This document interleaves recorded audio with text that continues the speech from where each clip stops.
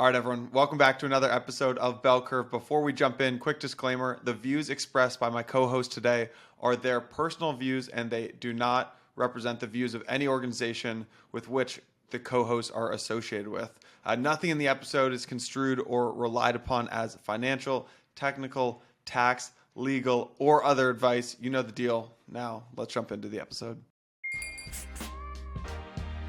All right, everyone, before we jump into this episode, super excited about our newest sponsor, Reserve. Big shout out to Reserve. They are the easiest way to design, deploy, and govern stablecoins backed by a diverse set of assets with access to DeFi yield and insurance. If you don't know Reserve, we're super excited about them here at Bell Curve. You'll hear more about them later in the show. I'm curious to get both your takes on how you think about returning capital to shareholders, and are we asking these protocols to do it at an appropriate time? Well, so that fixation is that penny pinching mentality, right? Of like, you got to give me my money back now when they should actually most be reinvesting it in the opportunity, right? And so that's like one of the perverse things I think of, like, we could just call it more junior management or more short-sighted management. Buddy, we got a big episode here coming with Chris Burniske and Fernando Martinelli at Balancer. This was a really good one. Really, I want to do more of these conversations where we have like a builder and an investor here. I think Fernando was able to go really deep on specific topics, and then Chris is able to zoom out and be like across a bunch of different protocols in the industry. This is what folks are doing. It's a good combination. We probably could have gone a little bit more down the route of what's the difference of, capital allocation in DAO land versus traditional startup land, but I think we answered a lot of those questions. So to give you all a primer on why we wanted Fernando and Chris on this, we wanted the perspective of both an operator in DAOs and also an investor to talk about building a DAO through the lens of capital allocation. And I think we kind of started and looked at the whole episode through that lens, but then we really got into some pretty interesting discussions around what's the right way for DAOs to allocate their treasury, how should insider rounds be treated and priced within crypto, like what is yield farming and mechanism going to design look like in the future for crypto, and just a whole bunch of really interesting stuff. So yeah, I thought this was actually one of my favorite conversations of the season. Yeah, me too. I mean, these are both guys who have seen multiple cycles and have just are able to zoom out a little bit. Shall we get into it? Yeah, let's do it. Let's get on the other side. All right, guys, welcome to another episode of Bell Curve here. We've got Fernando Martinelli, I believe at Balancer Labs, and then Chris Burniske. Guys, welcome to the show. Thanks for having us. Thank you. Thanks for having us. Yeah.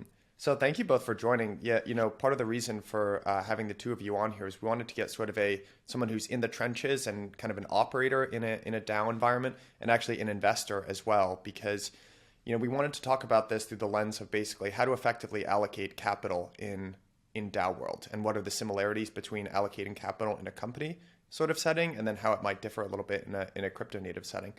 And Fernando, I hope it's okay if we use Balancer as sort of an example here, and maybe we can use Balancer in many ways as like a jumping off point, and then kind of go down a whole bunch of different threads throughout the course of the conversation. So maybe we could actually just start with kind of like the history of Balancer, like what was ultimately the vision, what does it look like today? And then if you had to almost describe Balancer, the business, I would love to get like an understanding of your revenue and cost drivers and all that sort of thing. Sure. So I kind of started looking into crypto early on, and really liked the idea of separating money from state and all that Bitcoin kind of brought us. I was very fascinated by Ethereum, this idea of smart contracts and smart money.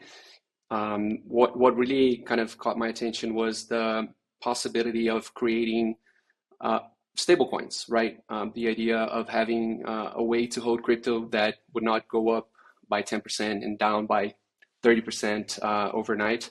I think this was a prerequisite, and still is, for mass adoption. And Ethereum kind of gave us that opportunity. So I got involved with MakerDAO very early on, because they were the first guys really exploring that. And I had some MKR back then, and some ETH, and some DAI. And I had this portfolio that I didn't want to kind of just leave alone and overnight again, like be overexposed to MKR, because it went up a lot in value, and it wasn't very liquid either. So that kind of happened at the same time where we were having those conversations about AMMs and X times Y equals K. And I realized that X times Y equals K, what it does, beyond being like enabling people to exchange with that pool. From the LP side standpoint, it kind of rebalances continuously, constantly your money, so that it's always 50% on each of the sides, each of the coins. So I thought to myself, why does it have to be just a 50-50 in two tokens? Why can't it be like a basket, like an index fund, where I know I'll always have like 30% of my assets in DAI, and 20 in MKR, and the rest in ETH. So I went through like all this kind of mathematical design to come up with Balancer, and that's Balancer V1. It enables you to like create an index fund where you pretty much like turn it upside down. Instead of charging LPs to be part of the index fund, which is what TradFi does, it actually gives LPs fees, because people who are interacting, trading with the index fund, with the pool, they're actually paying a spread, which is then accumulating. We all know that from Uniswap. So Balancer is a lot more flexible. So Balancer V1 is that. And we realized that we needed some more flexibility for some use cases.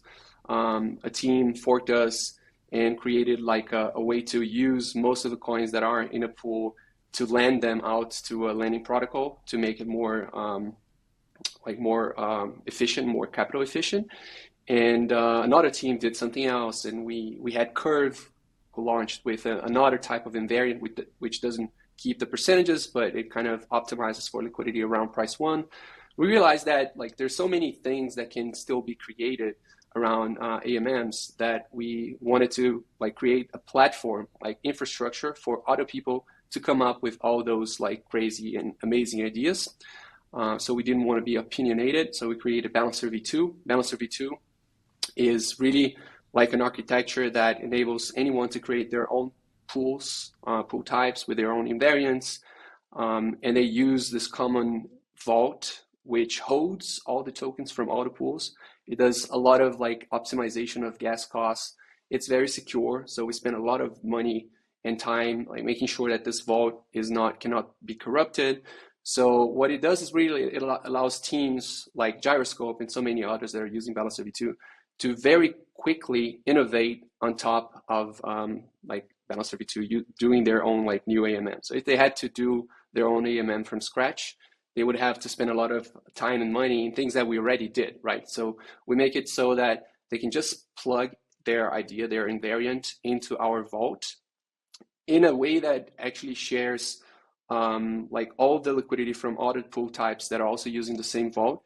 So it's not really commingled money, like tokens, each one belongs to their different pools, but it makes it very efficient to do like batch swaps. So you trade with one pool that trades with another one.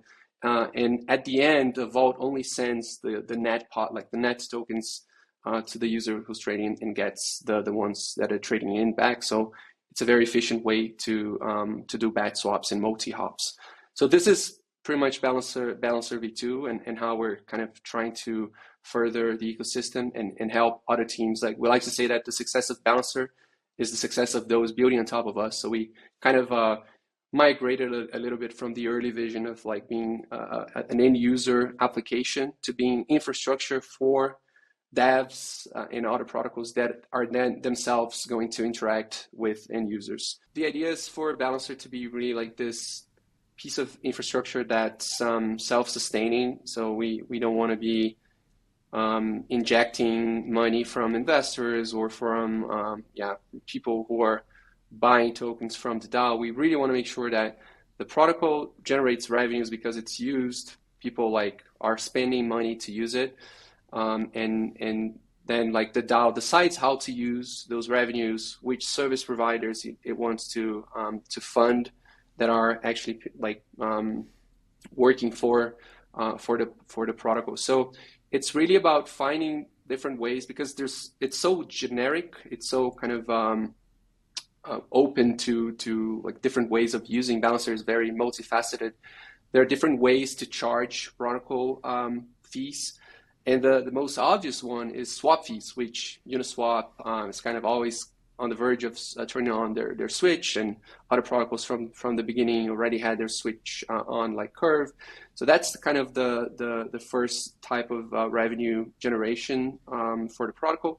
The second one that we believe in, the third one, maybe there's others coming, but something that's very typical to Balancer is the fact that we are focusing on having yield-bearing tokens, assets on Balancer. So we all we want all the tokens in the vault to be generating yield passively. Like instead of ETH wrapped staked ETH, instead of BAO wrapped a BAO, whatever lending protocols out there.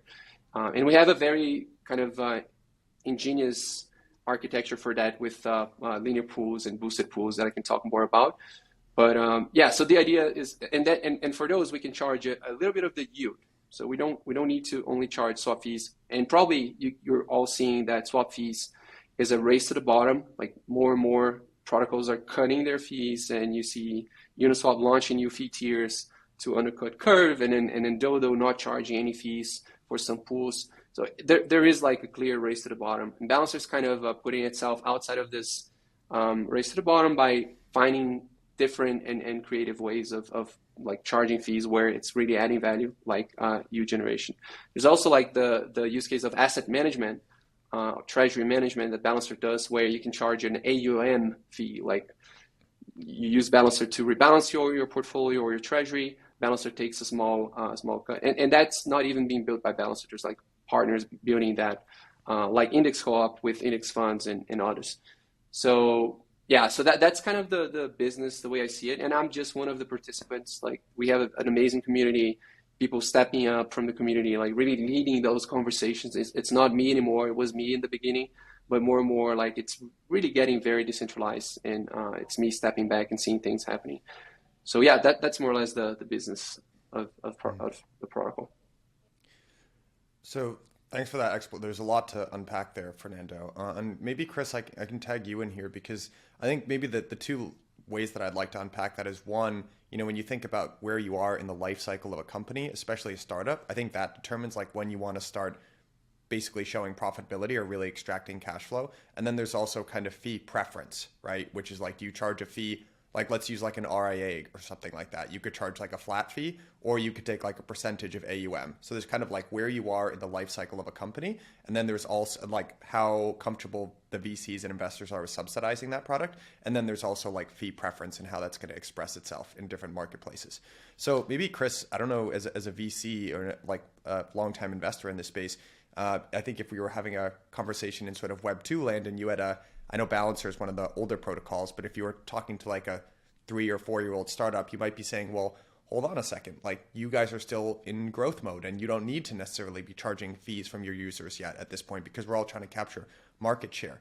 So I'd be curious, Chris, about what your sort of, how you kind of think about that whole argument in where we are in crypto right now. I'd start with the fact that I don't think of Balancer as a company, right? It's very much a protocol that's capitalized by a native crypto asset, and it's supported by a company. And the reason I want to draw that delineation is, well, there are some shared tenets of like how a company operates over the long run and how a protocol operates over the long run. Like the Balancer team could walk away, and the Balancer protocol would continue working on Ethereum. Right, and so like everything, the cost structure of improving, say the utility of the Balancer protocol, and increasing awareness of the Balancer protocol and all those things, that's for evolution of the Balancer protocol. Whereas like the Balancer protocol could be just left to ossify, everyone could walk away, and it would continue to operate on Ethereum, and basically the user would be paying for the marginal use of the protocol. And that's very different from a company, right? Like when everyone from a company walks away, the service of the company shuts down. And I think that's like part of the key for people to really understand how these things get quite powerful. That said, to sustain people that are going to work on the evolution of a protocol, and also potentially to have a crypto asset that accrues value over time, you do have to start to think about the inflows versus the outflows of cash or resources, right? And so I would say that for teams that are in the growth phase, like the playbook over the last couple of decades, I would say, has been just like continually reinvest everything that you can into growth, and raise dilutive venture funding, to juice your treasury even more or your balance sheet even more to turbocharge that growth. I would say that that has also largely applied to crypto protocols. Crypto protocols have had the further benefit of being able to create their own programmatic capital, right? The native crypto asset, BAL in the case of Balancer, or Uni in the case of Uniswap, and that has gone towards the balance sheet or treasury of the protocol. But I think that like one thing that happens, and why this conversation is interesting in the depths of the current bear market, is people get really spendy and they don't really care in bull markets. And I'm not so much talking about the protocols as like everyone spends too much money, I would say, in the bull market. And very few people care all that much about the reality of the economics. But then crypto is so cyclical and so boom bust that when we're in the bear markets, you have a lot of angry people who just want to make their money back in some way, right? And then they're focused on like, oh, well, why aren't you giving me money back? Or like, I see these fees, like you have to give that back to me. And the other thing is it's an open discourse, right? Like a big difference between a DAO and a company is a company is very hierarchical, and it's closed to discourse, at least a startup company, right? They're basically talking with their core customers, their investors, the team, but it's pretty sterile, I would say, as compared to a DAO has all these vectors for conversation and is, chaotic but extremely biodiverse, right? And so then like you're going to get all these viewpoints more, and you're going to hear a lot from the people who, want the protocol to stop reinvesting in its growth solely for their own personal interest to try and get, some money back. So I would say that I believe in working with each team for, what their medium to long-term goals are. And in the case of something like Balancer, Balancer aims to become a foundational protocol with strong independent dependence where a bunch of teams are building on top of it. And so I see Balancer as investing in, the dev tooling, in the true decentralization of its community, so that all these different teams that are building on it can be supported by many leaders, not just the founders, right? And then what BAL chooses to do with the fee over time is going to always be an important conversation. But I don't think, even though, parts of the community are focused on it right now, I don't think it's necessarily the key to longer term success. We have to like get through some things first, and then like once you're turning on that extraction or that fee mechanism, I think the protocol will be at later stage, just as companies that get to later stage start, throwing off dividends. I wanna just bookmark that to come back to later, this idea that people feel like they're owed something, and there's like these discussions about cash flowing protocols or protocols that return parts of the treasury to the token holders. I definitely want to put a bookmark and get to that, but I'd love to get maybe both of your perspectives as well on the preference that's going to emerge in this market for fee extraction. So to use the example, right, like people already say this, public market analysts say this about Coinbase all the time. Well, fees for brokers brokerages have gone to zero over a period of time. That doesn't mean that brokerages have stopped extracting fees from markets. They haven't. They just do it in a slightly less visible way, which is payment for order flow, right? Very similar kind of, people debate a lot on what's the right way to pay financial wealth managers, right? RIAs. And there's a lot of good reason why it should be a percentage of AUM, but there's also pretty good reasons why it shouldn't actually necessarily be that as well. There are some weird incentives that arise, but ultimately it's a question of preference from the standpoint of the customer or the user. How do you see that evolving in crypto markets? Do you think it's a relatively similar thing where the upfront fee kind of goes to zero and maybe it's monetized through MEV or something else? But how do you guys see sort of fee preferences playing out? So I was gonna mention exactly that, Michael. I think there's like the protocol decisions in terms of like inside the protocol, how you charge fees, and is it AUM, is it swap fees, is it yield bearing fees, and there's a layer maybe below that, which is what is the consensus layer, like the blockchain that's being used for that. And we know that Ethereum is amazing, but has a lot of MEV, and there's a lot of discussions. And recently, Dan Elitzer published a very nice article about like Unichain and how this is something that he thinks is inevitable. Like in how much money today, like before miners, now validators are kind of taking from users and a protocol, and how having like an app chain can change that and kind of forward the fees, or what would be going to validators to users of the protocol and token holders. So I'd say that for Bouncer being such kind of a complex protocol that touches many different use cases and other protocols, it's very hard for us to go to an app chain before there's very good kind of composability and cross-chain messaging communication, because we really rely on atomicity and composability. So I do think that it's a trade-off, like how much goes to validators, how much goes to LPs in the case of AMMs, how much goes to token holders that are maybe passively kind of just tagging along with the protocols without actually generating a lot of value. I think there's going to be a lot of discovery, and I'm curious to hear Chris's opinion on that, as he usually foresees things really well, high precision. Well, I'll do my best. I guess the thing I disagree with about this idea that like fees go to zero is that creation is not costless. And so in order for fees to go to zero, creation needs to become costless.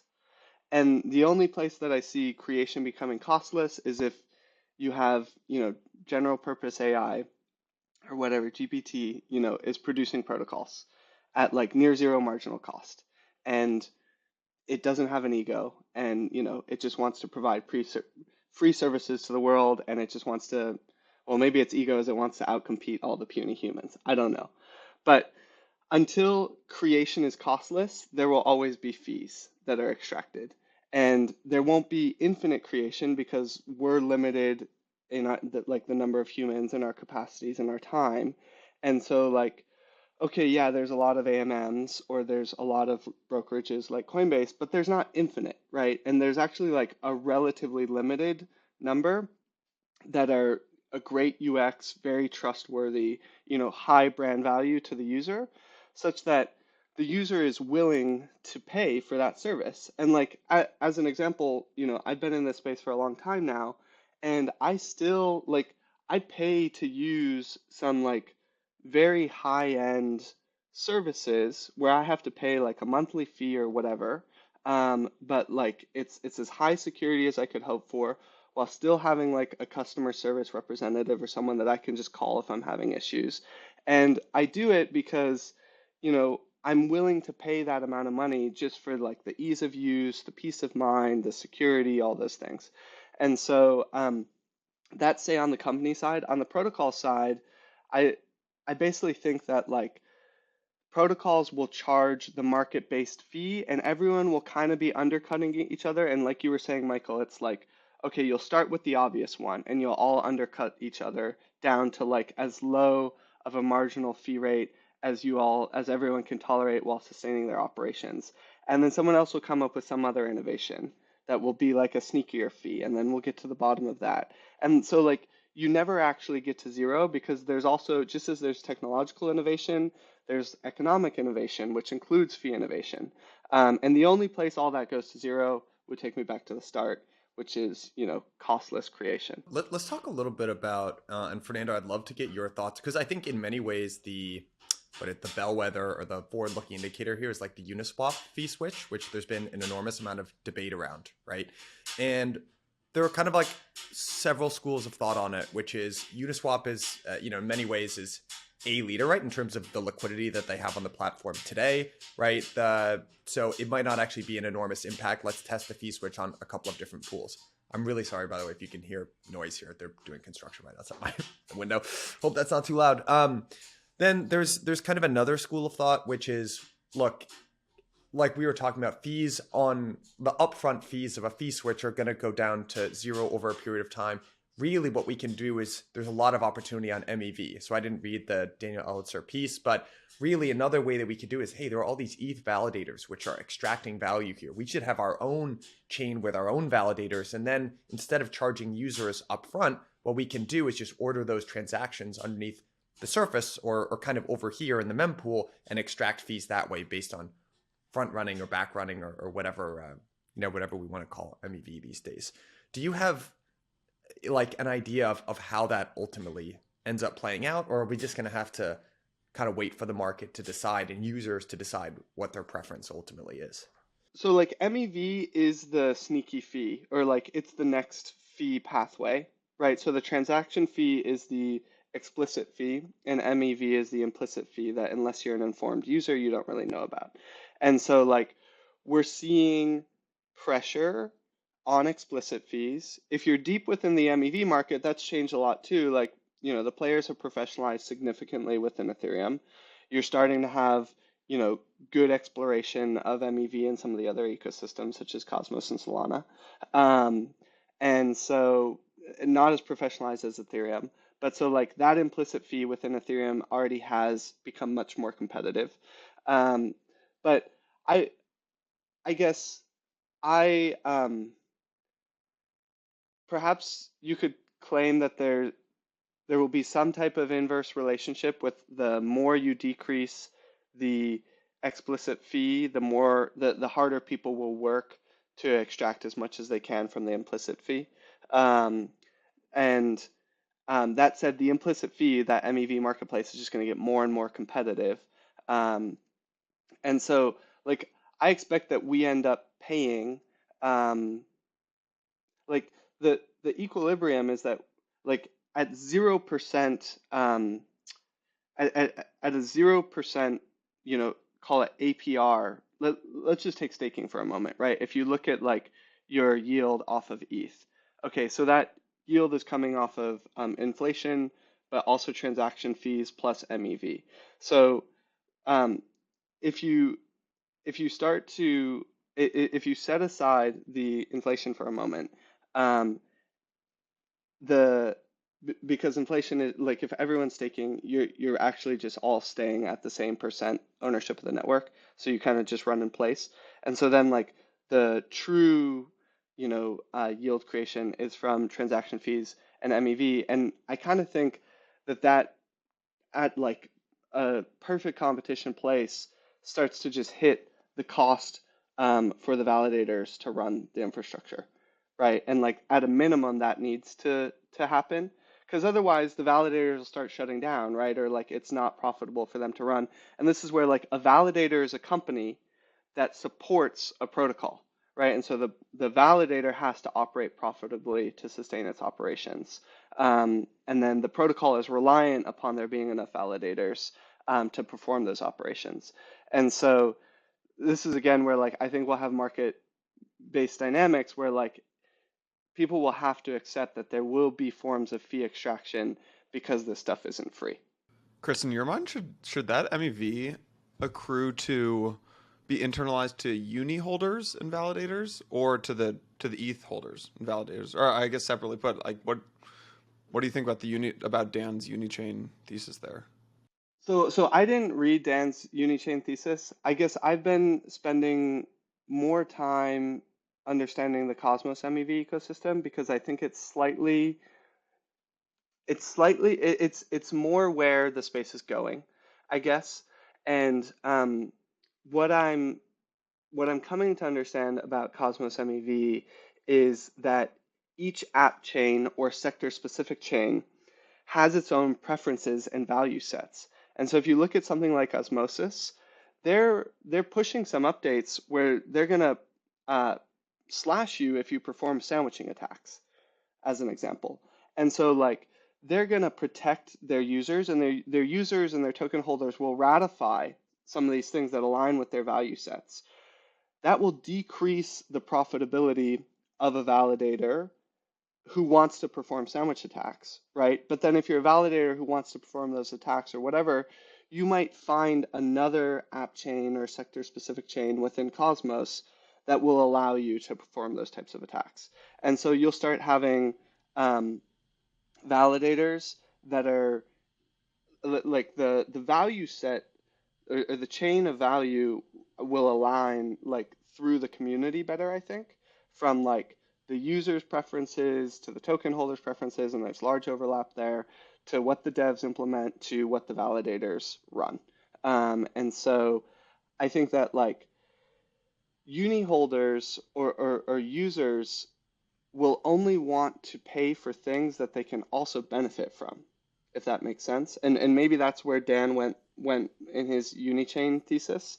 But like the way I would think of it is like, yeah, I'm willing to pay and I'm willing to get extracted from if I'm like a big time uni user, if I'm also like at the same time getting the rebate, right? Because I'm staking uni or whatever it might be. And so for me, if I'm active as a prosumer, right, on the production side and the consumption side, then I'm either net zero or positive in how I perform. Like that's the whole, I think, idea of liquidity mining and distributing tokens and airdrops, like what Chris just mentioned, is super important. Like you being on both sides kind of aligns the incentives much better. So you if there's a Unichain or a BAL chain in the future, and if you have a lot of people who are using the protocol, but they are also staking, or there are VBAL holders, in our case, our tokenomics has this idea of locking for a year or less.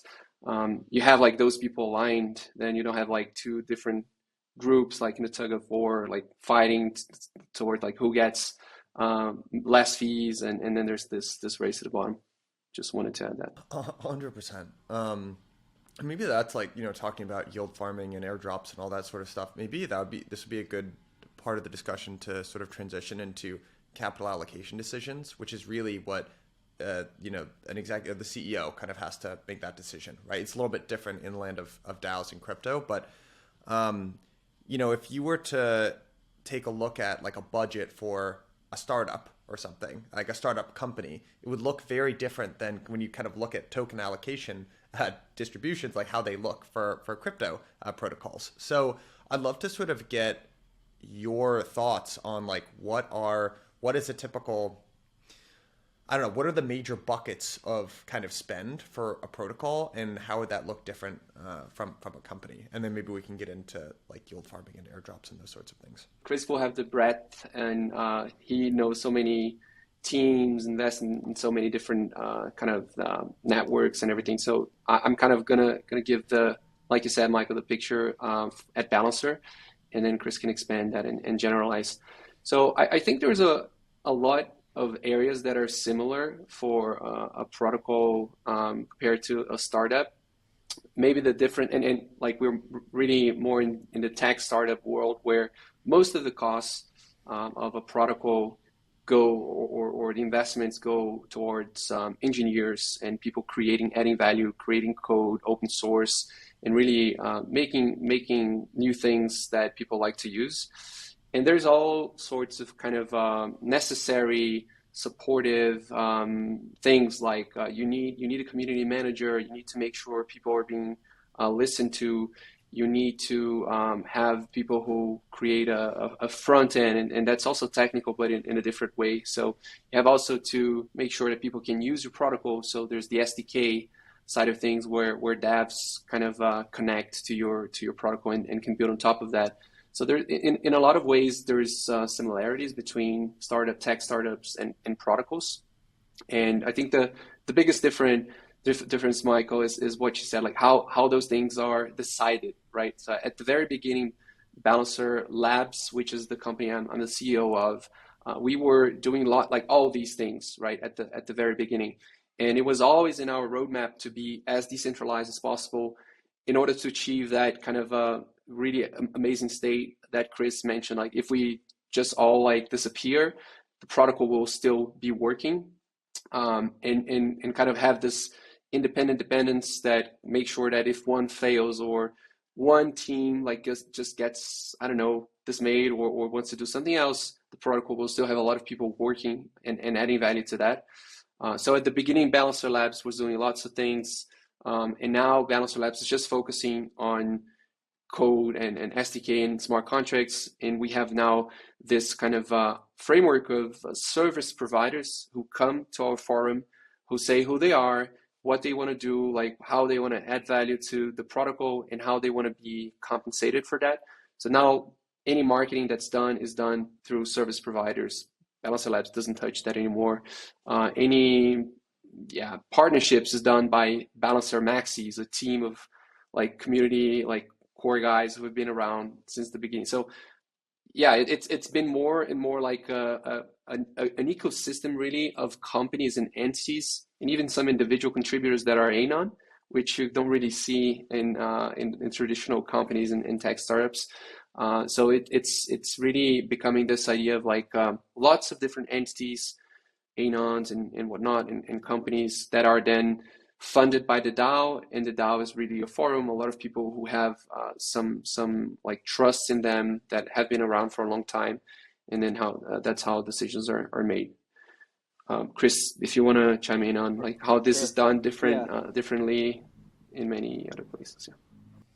Well, I mean, within crypto, it depends a lot upon stage and where in the stack the team is, right? So how much infrastructure versus how much application. So how much dev facing versus how much consumer facing. At the start, I totally agree with what Fernando said initially, which is like you need engineers to build the thing, right? And so with a lot of teams that we work with, 4 out of the first 5 hires are engineers, or 8 to 9 of the first 10 hires are engineers. And I would say that like pre-2017, you had a lot of like purely engineering teams with like people, maybe one BD person.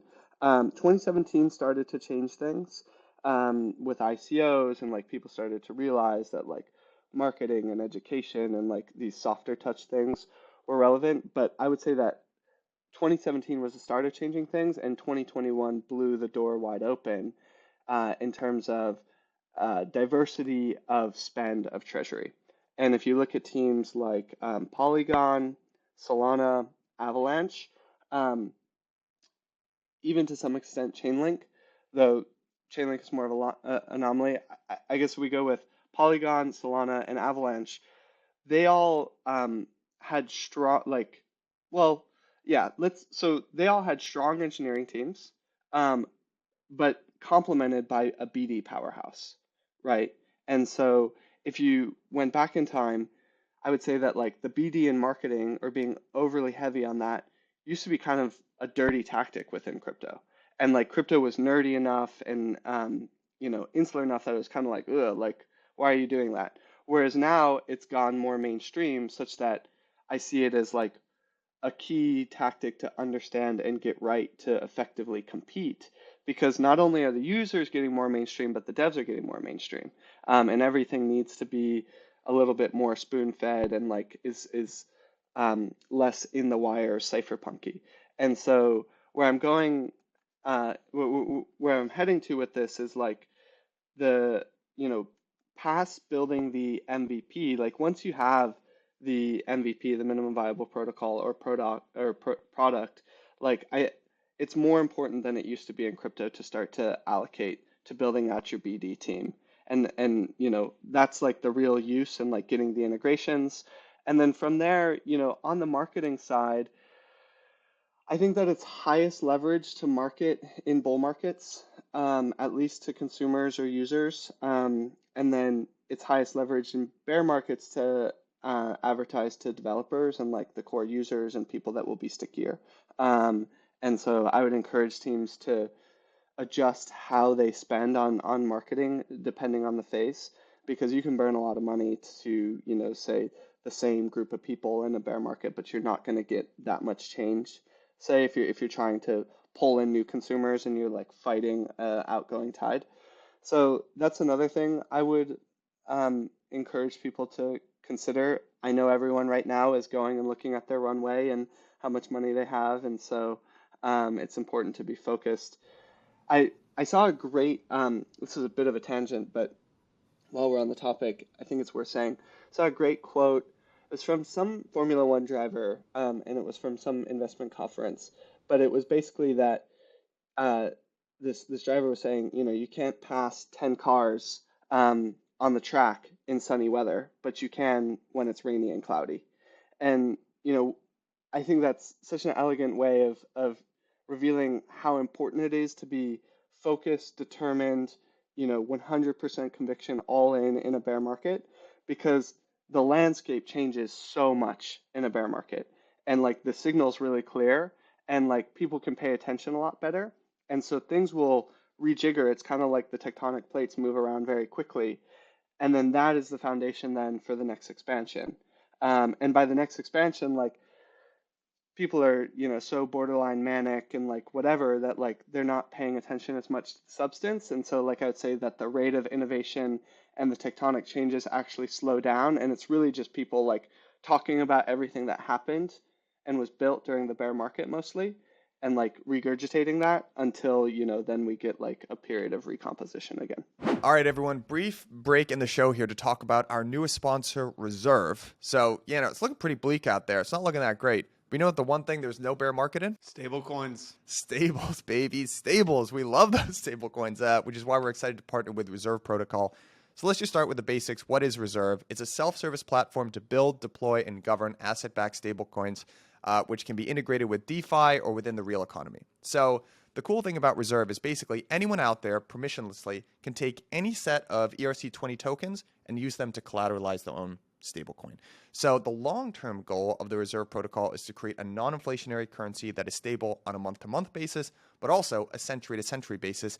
In the meantime, though, they're open sourcing design decisions for stablecoins, which is just super, super cool. I think one of the benefits that you get there is diversification. You hear it all the time in Finance 101, no such thing as a free lunch except for diversification. That's what you're getting with Reserve Protocol. Yeah. I've known the team for a long time. I spoke on a panel at SF Blockchain Week with Nevin, with Joe Carlson and Alex Gladstein. Really impressive growth that they've been able to have so far, right? Their premier stablecoin is RSV. It is backed by 3 other stables. It's already used by over 500,000 people, transacting over $300 million a month. Right now, like Mike was talking about, anyone can go create a custom bespoke stablecoin using the Reserve protocol. You can back it by maybe specific USD stables, or you can get creative and maybe build something more complex like inversely correlated assets. The branding, governance, and composition are completely up to you. And lastly, if there are any builders who are listening and you aren't interested in issuing your own stablecoin, what you can do is you can stake Reserve's governance token against your favorite stable strategies. So what you're doing there is you're providing backstop insurance to stablecoin holders. Not riskless, right? Not financial advice. There's definitely some risk in doing that, but it does allow you to earn yield, especially now in crypto when there are so few ways to do that. It's definitely worth checking out. So at the very least, you should click the link at the bottom of this episode. Go check out the Reserve website. See all the cool stuff they're up to. Most importantly, though, click this link. You got to give Jason and me some credit here. Show us some love. Show us some love. Give us some love, baby. Give us some love. All right. Now back to the show. Let's get into it. What do you think are like lasting things that we will take from the last bull market? Things like airdrops, or like token swaps. Like, what will last from the last bull market that people will and protocols will implement in the next bull market?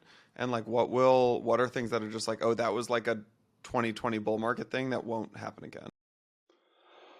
Well, I think people are still so airdrops have been around for as long as crypto's been around.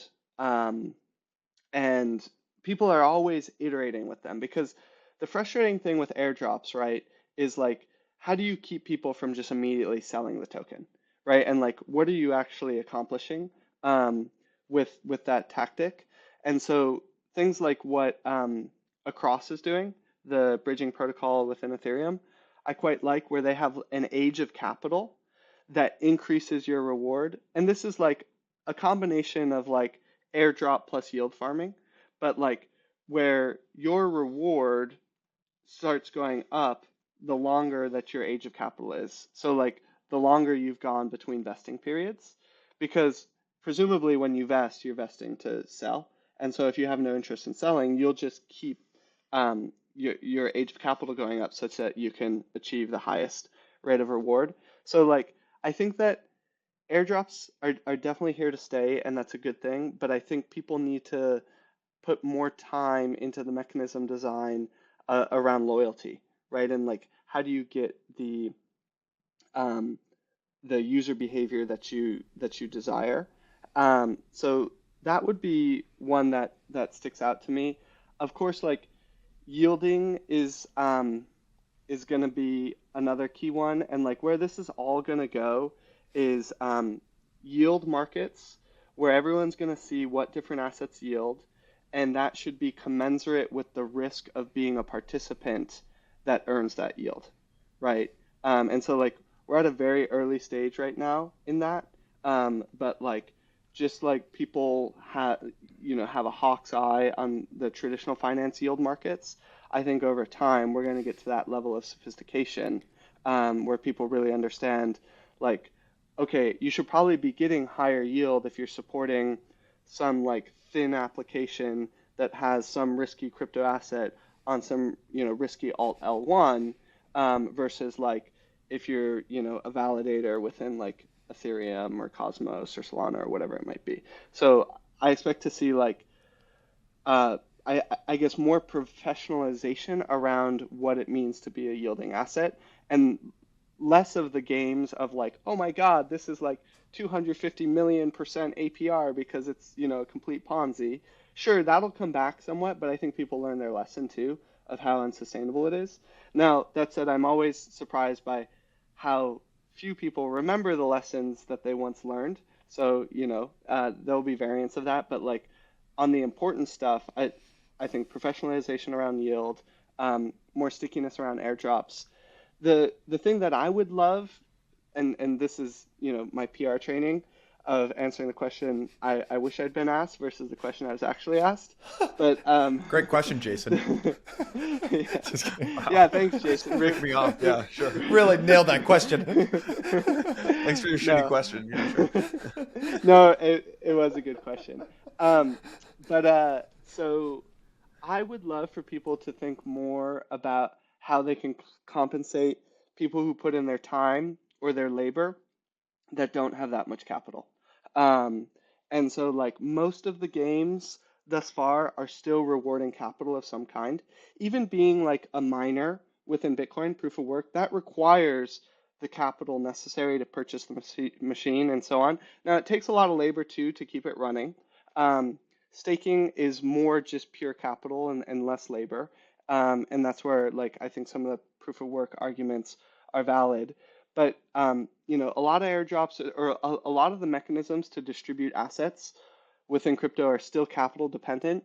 And the issue with that is, the whole way through the capitalist system, capital begets capital, begets capital, begets capital. And so we see capitalism getting more and more concentrated or unequal. And I very much believe in capitalism as the best at scale coordination mechanism that we have. But I think for it to work optimally, it needs to be better distributed. And I see crypto as society's best tool currently to programmatically distribute capital to labor. And so, like, more ways that people can think of, like, compensating people directly for their time and allowing people who don't have much capital to earn their way into capital, the better. I also think that like that in part relies upon identity being solved because that will get gamed.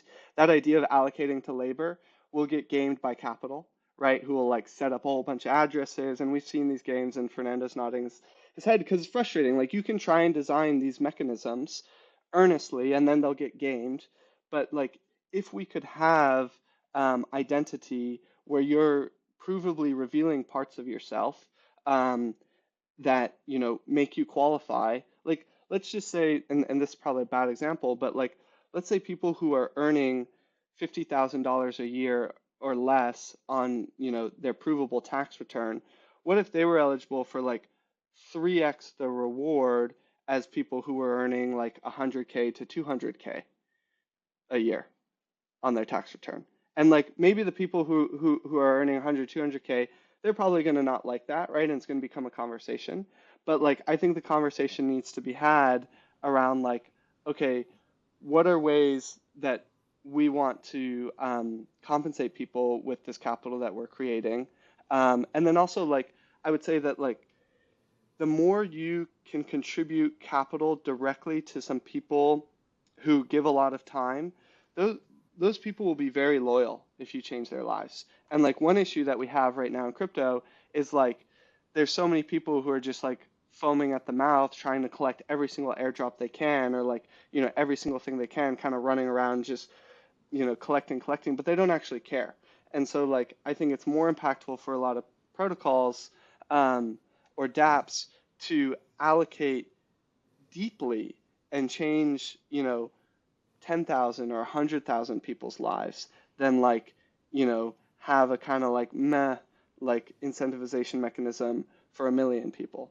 And so I'd love to see more of that.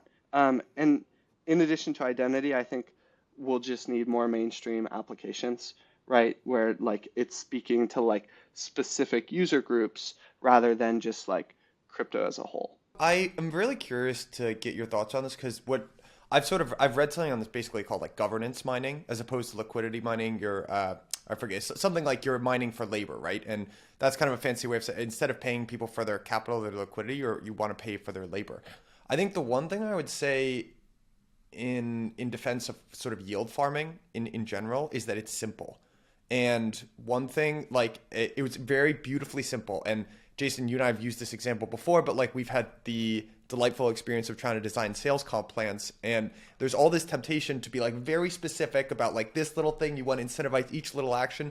But what you end up with at the end of this discussions about every action you want to incentivize is a convoluted, complicated mess that no one can really fully understand. So I view that as like a potential danger a little bit because I'm with you on that we want to specify more specific actions. We don't want this mercenary liquidity that kind of plagued yield farming V1. But on the other hand, I see us being in danger of like overcorrecting there and getting way too specific and making stuff too complicated, especially in an industry of still mostly engineers, I would say. And then the other thing with when it comes to governance mining, basically getting people to contribute to DAOs, that's something that there's more just work involved, right? You need to get individual people to underwrite the quality of each individual contributor. So I don't know if you have thoughts on that word vomit there. It's good pushback. And I mean, the complexity of compensating labor versus capital is why this is an issue, right? Because it's also like capital is a commodity within these systems, but labor is typically pretty boutique, right? And so then like, and then you get into this question of like, well, do you just treat all labor equally? Because that's certainly not how wages work. But that said, where labor is treated equally would be like within governance seats within the traditional systems, right? So like each member of Congress or the Senate or whatever, they'll have their base salary. Certainly they earn, like look at Nancy Pelosi and how she trades, like she uses that to her advantage to make more money on the side. But everyone has a base rate. And so like I could see there being like more base labor seats, or of like different tiers. For example, like let's and like let's say that there's gonna be like the scooters, the ride sharing teams, like it's like what Lyft has or whatever. Like I think that there's a world as we get more of these real world applications of crypto or like meat space applications where like, okay, and now we're more in Companyville where like you have whole fleets or like tiers of labor, right? And so like you got the people who are going to go and pick up the scooters, or the people who are going to maintain the scooters, right? Or the people who are going to market. And maybe marketing is at the company level, but like if you want like kind of this loosely aggregated or organized swarm of individuals, I think that you can pay them in a combination of potentially like a base rate of dollars to cover their expenses, but then you can pay them a token bonus that potentially gets juicier, the more that they're loyal to that specific protocol, or like that they like maybe they pick up slack, maybe there's even like surge pricing for labor when labor is really needed on the like scooter pickup side. And I agree, like, with your original question, Michael, of like, okay, you make something too complex and no one uses it, or it breaks easily, or whatever. And so I don't have strong answers for any single use case. Where I do feel strongly is that, like, the conversation is only being had in certain pockets, and I think it's a very important conversation for us to have, because if we only enrich existing capital more and more and more, we're like, the socio-economic change is, or socio-political change is not going to be that great. Fernando, how do you think about this breakdown of labor? Because like in traditional economics, you have like unskilled labor, semi-skilled labor, you have the skilled labor, then you have like professional labor, like lawyers and doctors. And I mean, Chris is right. Like in crypto, you have this breakdown of that because there's like a lot of anons, and you can kind of, but obviously different types of labor have to get paid differently. So I'm curious how you think about this. Yeah, I think this is a super interesting area with lots of potential to like creation of innovative things. Like Chris was mentioning the problem of civil attacks, which is a very big problem for any type of labor kind of compensation. You never know if like it's one bot or person like creating lots of accounts. So the identity problem that is being worked on by a lot of people is super key. It would allow us also to do some interesting experiments with governance, like quadratic voting. Yeah, so I think there's a lot of innovation coming from identity and combating civil attacks. The way there's also some smart ways that are already working for labor compensation. One of them is one we use at Balancer. It's called Coordinate.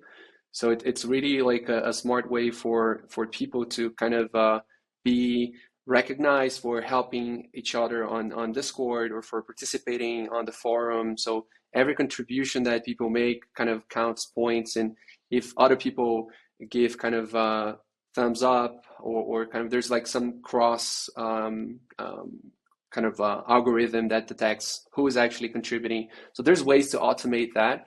And we also have grants and like this idea of service provider. So as you mentioned, I like you cannot pay developers. They're super hard to get and they're scarce resource. Like you cannot pay them the same way you would pay people who are just answering generic questions on Slack or Discord. So you can go to grants and then kind of ask to do something, and people will kind of approve that or not. So I think labor is super important, and like the people that were there in the beginning of the protocol being around and kind of helping and onboarding people, like I think this is also super important. If people just like don't see that they're being valued, so it's nice for founders and for people who have been around to be like in Discord answering questions and welcoming people. I think this is it's important to this recognition, not only finance wise. One thing I also wanted to mention is delegation. I think this is kind of one of the answers to Chris's kind of question of like how do we kind of compensate people who don't have a lot of labor, like with recognition. If you give as a big token holder, if you give and you don't have time to follow everything that's happening, if you give your voting power to someone who you see like has good ideas and is kind of defending what you think you would if you had more time to follow the project, giving your voting power to that person or could be an anon. I think it's a very interesting way to align like labor with governance power that would otherwise only be given to capital if you buy a lot of tokens or if you mine liquidity. So, but I do think, as you said, Michael, liquidity mining is something that has been really like groundbreaking, and I think we're going to see it for a long time. And for Balancer, for example, we have this inflation that goes down over time and will eventually fade off, like a little bit like Bitcoin. And the idea is that we'll keep like with the treasury, but also with the revenues generated by the protocol, will keep compensating labor and people who are actually giving their time to Balancer as opposed to only the capital. I want to make sure we cover sort of two more big topics here before we have to depart, which is one, kind of like insider rounds, and this thought on like VC. Like actually, Chris, I'm just gonna start because you had a great tweet, great tweet on this. Let me see if I can find it. But I really felt this. All right, many knee jerk saying that they won't buy here for XYZ reason. The same people will moan about how VCs get preferential access next expansion when they had equal access this bear. Actually, public market is still even attractively valued as opposed to private market of crypto right now. So can you like talk a little bit about, you were just starting to get into this with like, we want to make sure crypto's kind of a force of good and evens things out from a socio-political perspective. But can you talk a little bit about like this whole pushback against VCs and how insider rounds have kind of changed throughout the course of the time Sure. you've been in the space? Sure. So I'm definitely going to jump into that one just to emphasize that last part of that tweet. The public markets are more attractively valued than the private markets right now. So like for anyone listening, keep that in mind, keep paying attention. In particular, if you're an investor, now is your time. Don't moan at me later. So I'm actually really tired There's of your like, public service announcement. yeah, I'm really tired of like certain characters, like I guess people are calling them NPCs now, non-player characters, who just like, regardless of what the environment is, they're like, they find things to moan about, and it's like, well, like you've got a lot of opportunity right now. Don't tell me that you're going to buy later because you probably won't. So in terms of the insider allocations, I think it's useful to go from Bitcoin to current. And so like if you look at Bitcoin, I would say it's widely recognized that Satoshi mined about 1 million BTC, right? Which is about 5% of the supply. If you look then next to Ethereum, so 2014 design, you had, by the way, are you guys hearing me all right? Yeah, okay. So you had Ethereum 5% of the supply to the creating insider. Ethereum 2014, 2015, they allocated 12 million units of ETH to the foundation.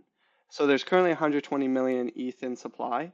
So 12 million out of that 120 is 10%, so double BTC.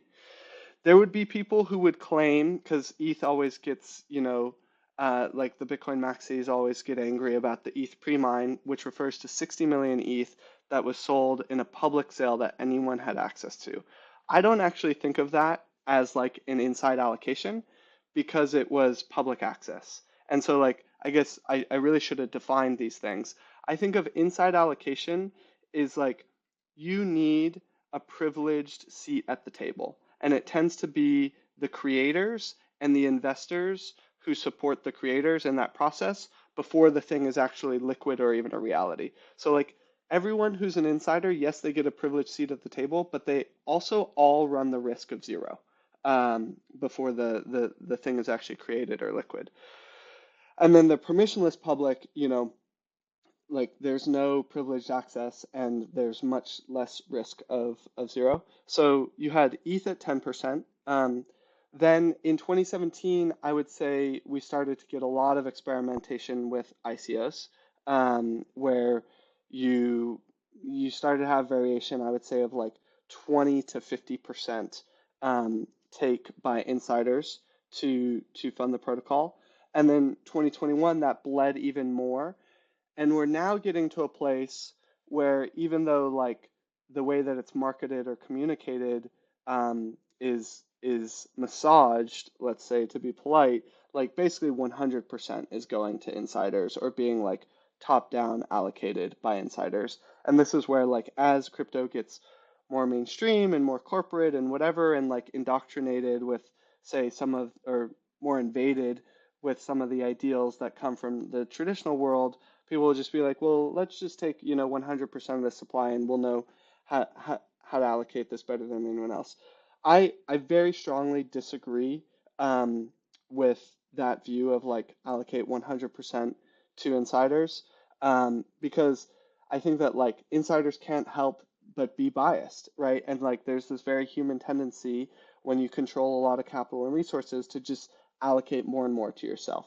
And so like to break that cycle, you have to allocate it to the permissionless public, or what we could think of traditionally as outsiders.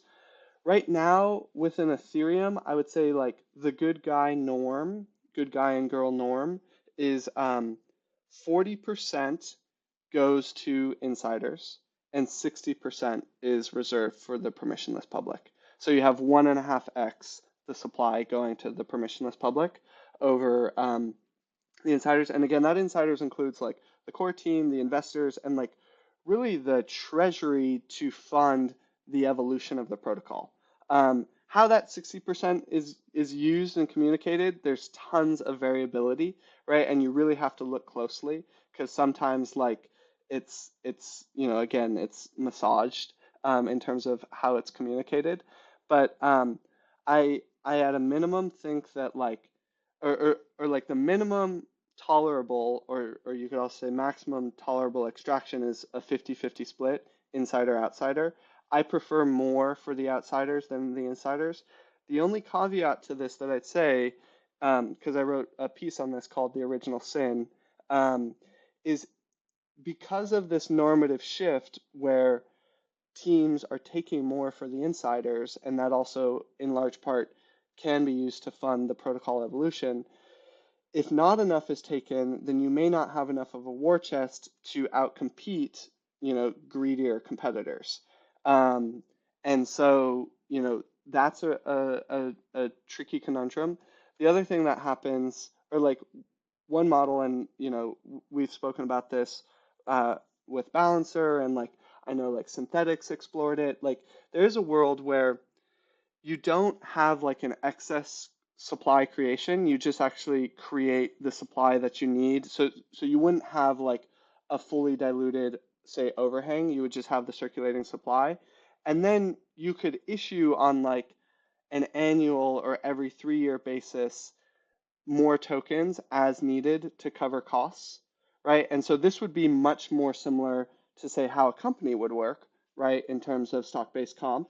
We have this very archaic system that's all based around Bitcoin, which is The total supply. there's this Yeah. total supply of 21 million. So then if you look, like we learned so much from Bitcoin, and there's actually one of the earlier episodes of this season was with Hasu talking about like maybe some of the wrong things that we learned from Bitcoin and ETH. But that seems like, I mean, Mike and I talk about this all the time. We learned this from Bitcoin, therefore like fixed supply, therefore everything that has come since Bitcoin has had a fixed supply.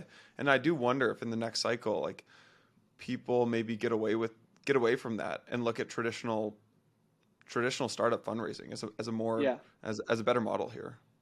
So I think you're correct. You're directionally correct in that fixed supply assets are a rarity, like total anomaly within the traditional system, and their inflexibility can be a weakness if you're not trying to build something like what Bitcoin's trying to build. And Bitcoin's like a very specific thing for the world, and most other things are not that. They're much more a type of capital than they are, a commodity like store of value, which is what Bitcoin is.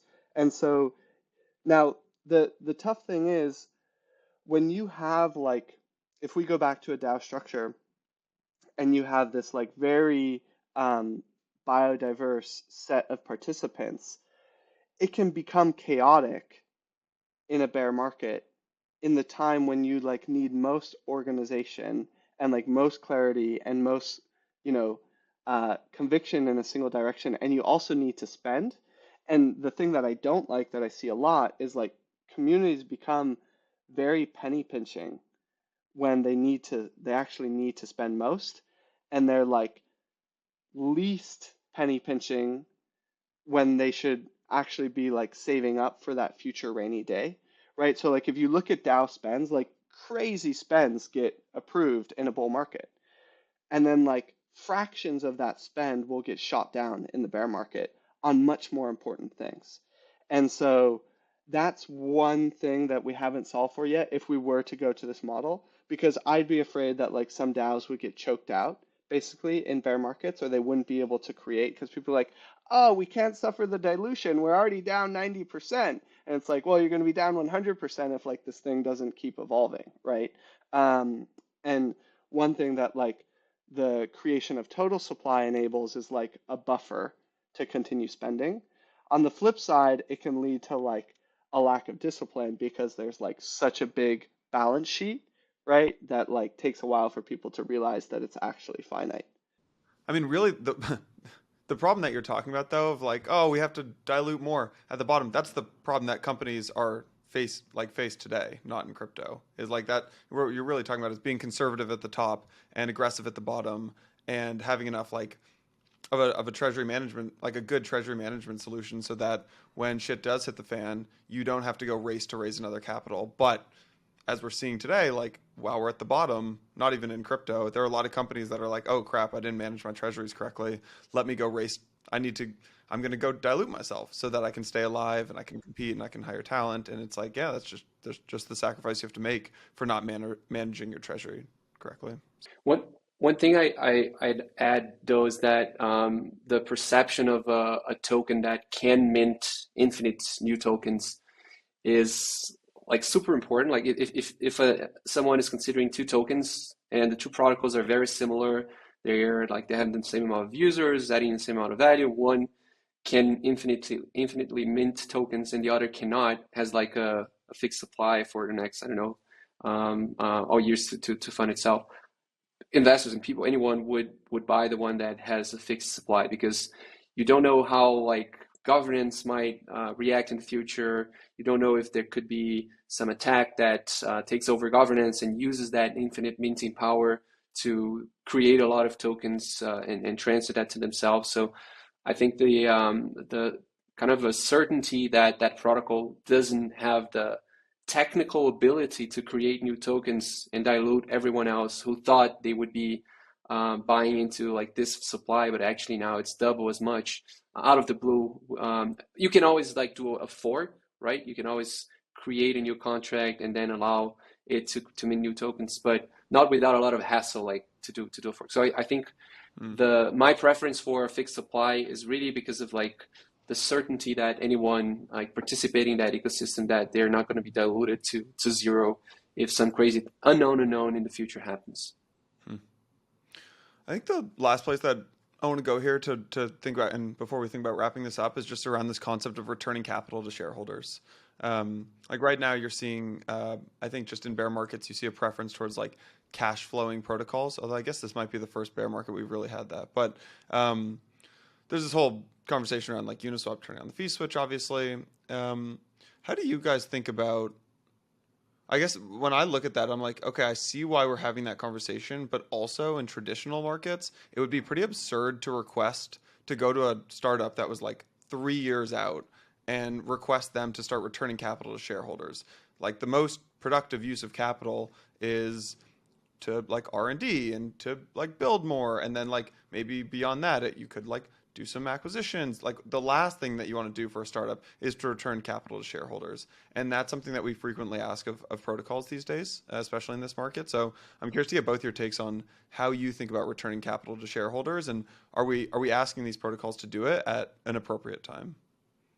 Well, so that fixation is that penny pinching mentality, right? Hmm. Of like, you got to give me my money back now Hmm. when they should actually most be reinvesting it in the opportunity, right? And so that's Right. like one of the perverse things I think of, like, we could just call it more junior management or more short-sighted management, that can sometimes come up from like a short-sighted community's preference. And that's not me trying to slander Uniswap, like I see it across the board, right? And this is also like the way that having too speculative of an ecosystem can bite, where like people are just too focused on the short term.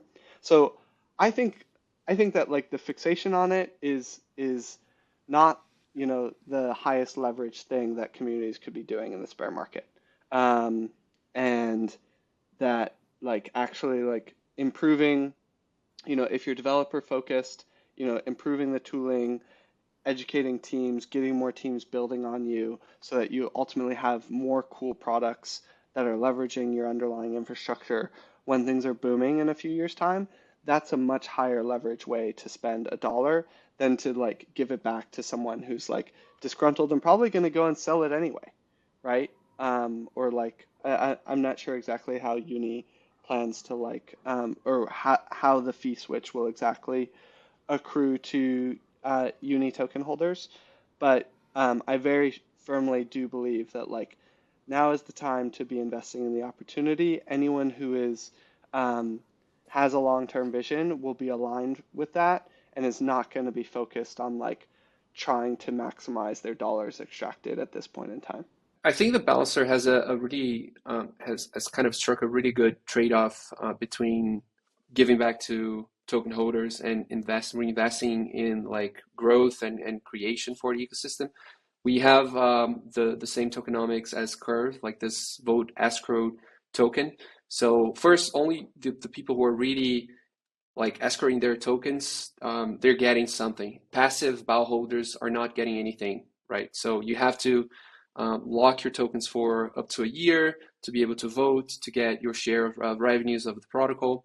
And 75% of the revenues go to those kind of, we call VBAL holders. And 25% goes to the treasury of the DAO, where the DAO then discusses should it go to grants or service providers or coordinate in order to really like keep growing the ecosystem and innovating. So you need also, in my opinion, some stability for people to build on top of your protocol. Like Balancer has Aura, has Tattoo, has lots of different protocols. It's not just token holders that want to see their tokens back because they're short-sighted. It's really long-term oriented protocols that need that income to make their own protocols built on top of Balancer to be sustainable. So it's not really it's not really just people who want their money back because they invested. It's things that are getting built on top that need this kind of stability, and not for those percentages 75-25 to be changing every now and then. So it's a complex kind of trade-off, but I think Balancer has found a very, very good balance there. Actually, I think there's one more thing I want to get your take on, Fernando. Maybe I can throw this one to you, or I guess I want to get both your takes on this from the builder side of things and from the investor side of things. How do you think about just this idea of building moats in crypto? And it's a problem I think a lot of folks haven't had to deal with before. A lot of the founders in crypto and even the investors in crypto have never had to deal with and think about is like, it's just a different environment, right? Building in like an fully open source environment. So Fernando, how do you think about as a founder and as a builder, like just this idea of building moats? It's definitely hard to build moats and like keep your competitive edge, if you're doing things always in the open and creating open source software, which is our case. Like everything we create is open source and people can fork it. So we believe that it's really the words that Chris mentioned at the beginning. It's the independent dependence. So lots of different protocols and teams that are dependent on Balancer, because like not dependent in the bad sense, like they use us as one of the dependencies, like as in code, you import Balancer's npm package, and you can always like exchange that, like replace that for a fork, but a fork might have some changes and the interface is not the same. So there's always some work to be done if you want to replace Balancer for a fork or for a competitor. So the idea of a moat for us as infrastructure is the more protocols built on top of Balancer, the harder it is for someone else to create a thriving ecosystem like we have, where there's a lot of liquidity in that one single vault, where my protocol can benefit from, even if it's not my liquidity, but I'm actually doing a multi-hop that uses ETH-DAI liquidity from this other protocol that's also using my vault. So it's capital that's being accumulated, and kind of there's some network effects there. But it's also the idea of like a lot of people are using our tools, our smart contracts, our SDK. So even though we're all open source, it's hard for someone forking Balancer to convince each one of those independent dependents. They don't know each other. It's not kind of something that they can coordinate and move all to this other competitor because of a small percentage kind of drop in the fees if we charge any. So I think that's how we should look at moat for infrastructure in this open source space. Chris, do you see things in the same way? So definitely on the infrastructure side, Independent dependence is the thing that we really focus on, because just to draw that out a bit more, when you have so many different teams relying upon a protocol, be it Balancer or Ethereum or like any of the major protocols out there, they have to like all leave together to get that same combinatorial utility. So they all start feeding each other, and this is often talked about through composability as well. So on the infrastructure side, for sure. I think on the token side, I think there is a wealth loyalty moat. So like having gone through like the very early rise of Bitcoin with the Bitcoiners, or the very early rise of Ethereum with the Ethereans, or like, also observing, Atom and Sol. There are, as you rise with a protocol, you become increasingly loyal to it, especially if it becomes material or potentially changes your life, right? And so like this is something that I'm probably seeing most acutely within the Solana ecosystem right now, where Solana had such a crazy rise last year. I mean, some people took profits, but a lot of people didn't take as much profits as they probably should have. And so now there's like this loyalty that they all have to the protocol, right? Both because of like some of the core values that they believe in, but also because they know how valuable it can be and they want to get it back to that place, right? And ETH went through the same thing in 18 and 19 when people were shocked that it went from 1,500 to $80, right? And so that's a real one, that I see. I would say on the consumer side, it's going to be more of the traditional things that we would think of, like just in terms of like when you're treated well, you're likely to keep going back. Or like if a brand doesn't give you a reason to leave, your default is to stay. That said, what's great about crypto, and this is where the consumer wins, because you can always opt out, or like we work with Xerion, right? But there's also Zapper, or there's other, examples that do relatively similar things. And you can just, connect your MetaMask or whatever wallet you're using and go from Xerion to Zapper to XYZ and get, different views of the same data. And so that ability to opt out easily protects the consumer because it means that brands need to behave better. Whereas like in the traditional system where moats are easier to build, the consumer gets fucked over more. And so I see like the difficulty of building moats at the consumer level actually means that the consumer will win and that brands will have to behave better. Yeah. This has been a great conversation, guys. I don't know if, Chris, you have anything left to add? Fernando, anything on your end too? No, I feel full. I'll give Fernando the last word. No, yeah, I think the conversation's been amazing. Yeah, maybe on the last topic that Chris was touching on, I think the same is true for infrastructure. So if you see like the new like crazy protocols that are kind of putting new things out there, and then you see people building on top of them or using them getting hacked, and you really need some Lindy effect if you're infrastructure. So our utmost kind of important thing is security. So we've been around since the early days of like the DeFi summer and even before that. So I think also for infrastructure, this idea of like being around for a long time and being trusted, not being just like new like trend is super important. So it's also part of the mode for infrastructure protocols like Balancer. But I also feel full, and I think we talked about a lot of cool stuff. Thanks for inviting us. Chris, I don't know if you want to add anything. Yeah. No, Balancer's here to stay. That's all. Actually, Fernando, I think I've been thinking more and more about that. Is it's not just Lindy with protocols. It's like the most important thing. I remember like month 2 of Blockworks 4.5 years ago. We had just like an advisor tell us like the only thing you need to do is survive, especially in an industry that's going up but is incredibly volatile. You just need to survive. You don't need to be the best. You just need to survive. And even like, I mean, we're seeing other media companies going down. You're seeing protocols struggle. You're seeing it's good advice. So yeah. Anyways, guys. So related to that, sorry, we keep going here, but one of our favorite LPs told us very similar advice. He said, there are those who take themselves out those who get taken out, and all you need to do is survive. It's good advice. So prescient with this market. Awesome. So awesome, Chris and Fernando. This is awesome. Appreciate it. And yeah, talk to you guys soon. Thanks, Jason. Thank Yeah. you. Bye-bye. All right, buddy, what'd you think? Good app. Really good app. One of the best of the season in my mind.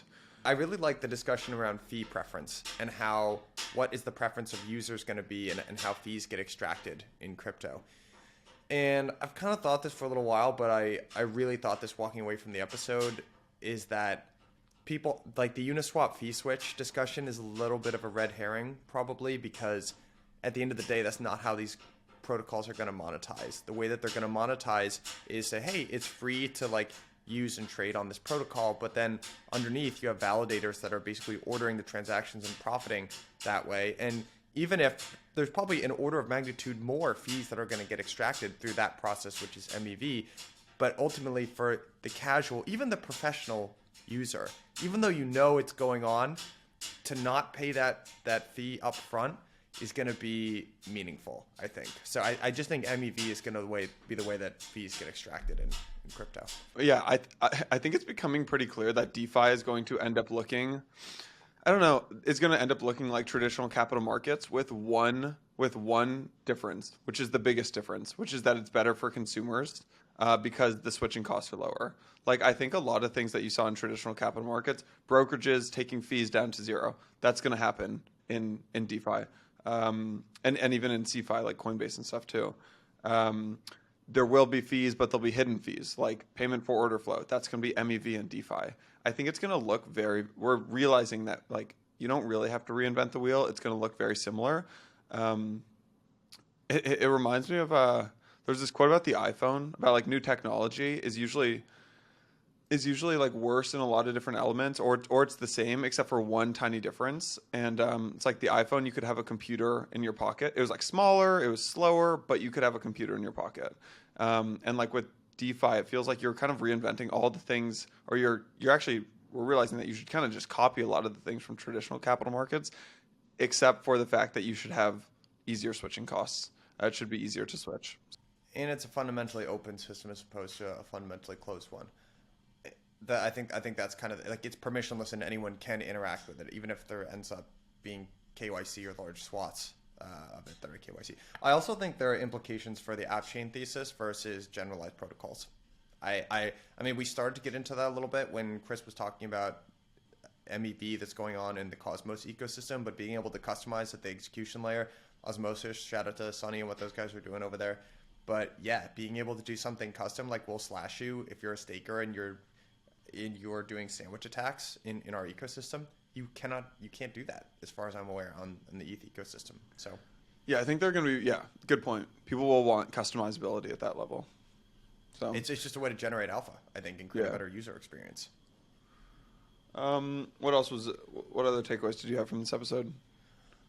Yeah, I thought the discussion around yield farming and how that's going to evolve from yield farming to governance farm. I forget and the whole discussion around moving labor from versus capital to labor. Chris's idea from it. I think it's not a fully fleshed out, baked out idea yet, but I like where he's headed with it, which is if you just basically rebuild a system that rewards capital, you're rebuilding a lot of what we already have, and that we should be experimenting with rewarding labor. It didn't feel. I think you had a good pushback there, and I think it didn't feel like a fully baked out thesis yet, but I like where he's headed with it. The push-pull of labor versus capital is something that plays out over economic cycles in the real world, and it plays out over long periods of time. And we just saw it. The last couple of years were a perfect example of the push and pull Swing between back. labor and capital. So I think like zooming out of that frame and zooming way in on what do these protocols need? How are they going to grow? I think there's a very strong argument to be made that they just need people actually contributing and building stuff and marketing it and all that kind of stuff, as that's much more valuable than just liquidity on a platform, which people are just looking to dump. I think the one thing I'll say in defense of yield farming, which I kind of said on this episode, is it's very simple. But the thing that sucks about it is it just doesn't really work anymore. I don't think it's gonna work much anymore. So they're gonna have to tweak it a little bit. We didn't talk about lockups. I think you could probably solve an enormous part of the problem with yield farming by simply distributing locked up Block tokens. token. Well, Yeah, VE kind of tried to do that. yeah, yeah. VE, there are benefit. There are interesting. So you can go back and there's this old episode of Invest Like the Best where Ted Seides goes on and talks about what are the alignment misincentives of allocating capital between like institutional allocators and general managers. And they're sort of trying to play around with this idea that like, how do you reward the people that stick with you through multiple cycles? Because as a GP, as a partner at like a hedge fund or something, you kind of have to do short-term decision making because you can't have a long-term investment. No one's going to let you lose money for 3 years because, I'll make it back on my 5th or 6th year, even if that's the correct investment strategy. But so they were kind of trying to figure out a way to bridge the incentive gap, and they were hypothesizing around a side pocket vehicle, which was like, let's say you're an LP and you're like, I'm going to back this GP for the next 10 years.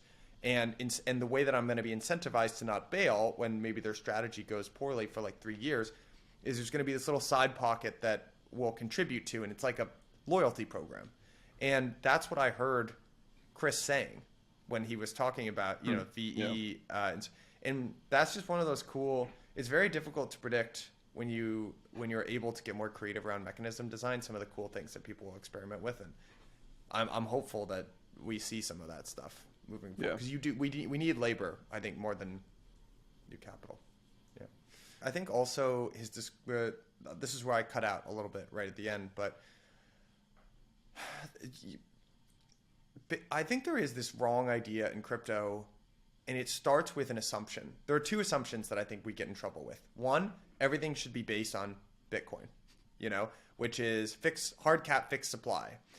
And even that's probably going to have to change. I know that's,